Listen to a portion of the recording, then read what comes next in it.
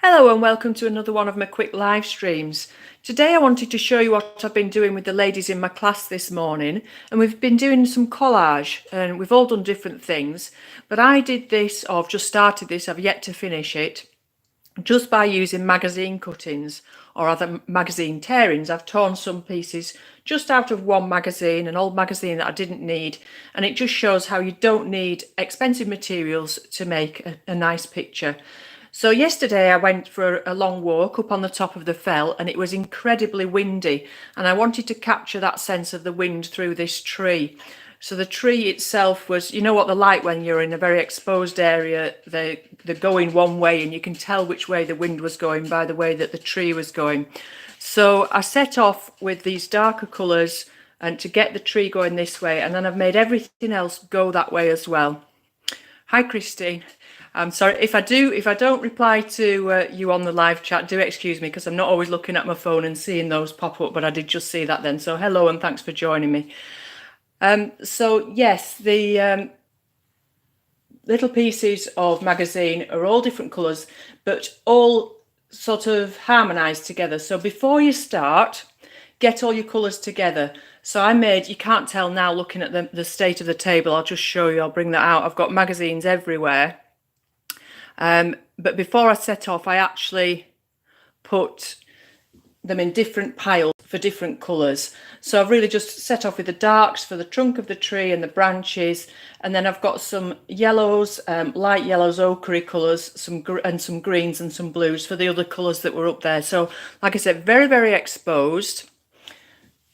So those were the only colours that were there really. If I look out of the window now, the grass is very green because we've had a very, very mild winter. But when you're high up on the fell and it's exposed to that wind, the grass at this time of the year is quite yellow. So I've got a lot of yellows in there, but I've not necessarily done it realistically. I haven't gone horizontally across the page with all the different colours of the grass and the sky behind. You know, I've not put the sky up here and the grass here. I've mixed it all up a bit and just allowed that silhouette of the tree to show. So it actually looks better when you're looking a bit further from a distance. And like I said, I've got yet to finish it. But I just wanted to show you how easy it was to do something like this. So I've just got a nice tough piece of paper, and I think it's about an A3, that one. And I've used PVA. So if you can see there, I've got some PVA glue in there, and the great thing about this is you can wash it off your hands, you can wash it off your brushes. Use a cheap brush anyway, you don't want to just use your best brushes with this kind of thing, but it's dead easy to wash off. The other thing is it's pretty inexpensive. You can get PVA wherever in most shops, so this is a washable one as it says on here, and a nice big tub, doesn't cost you much at all. So just squirted a little bit of that out into one of these goo pots, which I use for all sorts of things. If you're not familiar with what goos are, they're little puddings that come in these glass dishes, which are really handy for mixing things in. So I've torn my scraps of paper up. If you wanted to do something much more geometric, you could use scissors and cut them up and have them all the same size. So there's no limit to what you can do with collage. And the good thing about collage is it's a bit like when you're painting with oils and acrylics. You can correct your mistakes. So if you go wrong somewhere and you want to add, just keep layering on top. And the other thing is with your PVA, you can then actually use it as a varnish over the top as well. I've just read that. I can see that, sorry, I missed your first comment, but I can see that you like the puddings as well. So yes, they are good and I shouldn't be having them. So I have been trying to lose weight, but yeah, we do like our goo puddings.